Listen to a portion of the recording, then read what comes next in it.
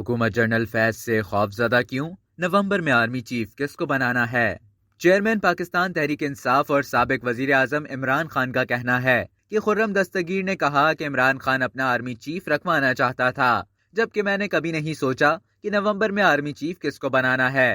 اسلام آباد میں سیمینار سے خطاب کرتے ہوئے عمران خان نے کہا کہ سوچا تھا جب وقت آئے گا تو جو میرٹ پر ہوگا اسے آرمی چیف بنا دوں گا۔ میں نے کبھی میرٹ کی خلاف ورزی نہیں کی، میں نے کبھی میرٹ سے ہٹ کر فیصلہ نہیں کیا، کبھی اپنے کسی دوست رشتہ دار کو میرٹ سے ہٹ کر نہیں لگایا۔ سابق وزیر اعظم نے کہا کہ اداروں کا تو قتل عام ہو رہا ہے، ان لوگوں نے سب اداروں پر اپنے لوگ بٹھا دیے ہیں۔ نواز شریف تو اپنی پسند کا آرمی چیف لایا تھا۔ عمران خان نے کہا کہ مجھے کبھی شک نہ تھا کہ جب اقتدار میں آؤں گا تو یہ اکٹھے ہو جائیں گے، ان کو ڈر فوج سے، ISI سے ہوتا ہے، ان کو پتا ہوتا ہے کہ ان کی چوری پکڑی جائے گی۔ عمران خان کو اپنی چوری نہیں بچانی، اپنا کوئی آرمی چیف نہیں لانا۔ ان لوگوں کے ذہن میں خوف آ گیا تھا کہ میں جنرل فیض کو لانا چاہتا ہوں، ان کو خوف تھا کہ ایسا ہوا تو ان کا مستقبل تباہ ہو جائے گا۔ چیئرمین PTI نے کہا کہ 26 سال پہلے کہا کہ زرداری اور نواز شریف دونوں چور ہیں۔ زرداری اور نواز شریف ایک دوسرے کے بارے میں ہمیشہ سچ کہتے تھے۔